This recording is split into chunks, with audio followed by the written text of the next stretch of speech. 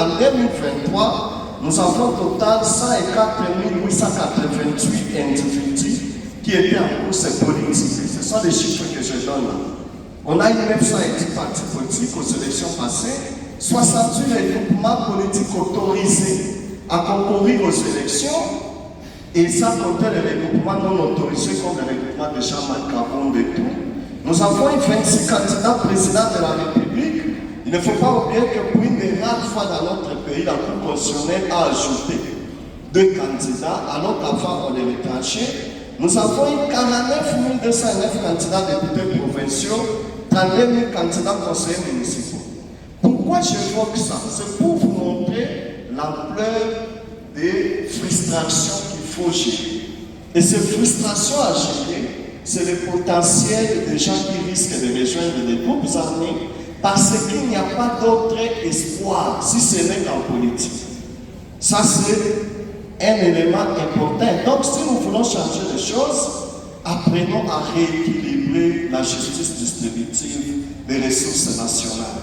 Il faut qu'on fasse en sorte que les médecins, les infirmiers, les militaires, les soldats, chacun dans son domaine n'ait pas envie d'aller en politique.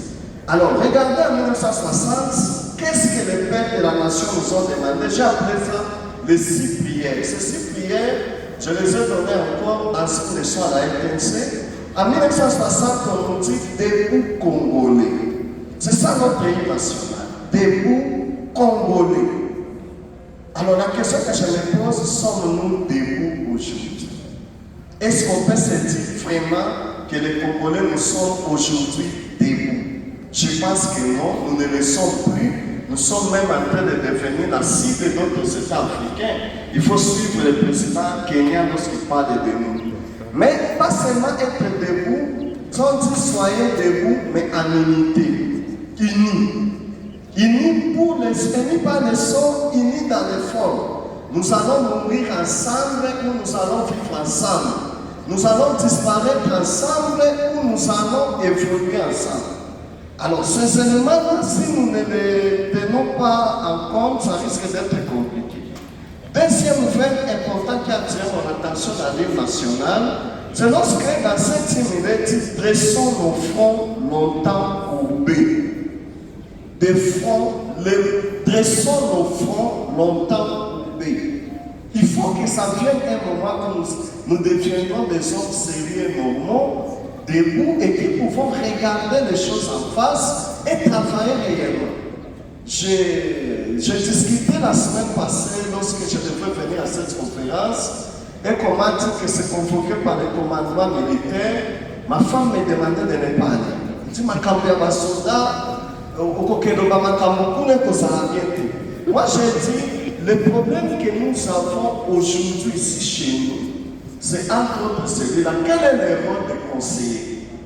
On a 2 possibilités. Soit qu'un conseiller dit la vérité à son chef, en les regardant droit, on fixe les notes techniques, soit le conseiller décide de cajoler le chef pour lui faire croire qu'il est en train de bien faire, même lorsque ça ne marche pas. Est-ce que nous avons aujourd'hui des fronts levés? Est-ce que nous avons un front levé? Nous pouvons regarder tous les autres chefs d'État africains qui aujourd'hui nous tournent en bourrique et nous disent que nous aussi nous existons. Mais les pères de la nation nous ont appelés un peuple ardent. Peuple ardent. J'ai vu ici, et dans cette conférence, on a évoqué la paix. Je pense qu'une des erreurs graves que nous avons faites depuis 1994 à ce jour, c'est d'avoir couru derrière la paix onisienne.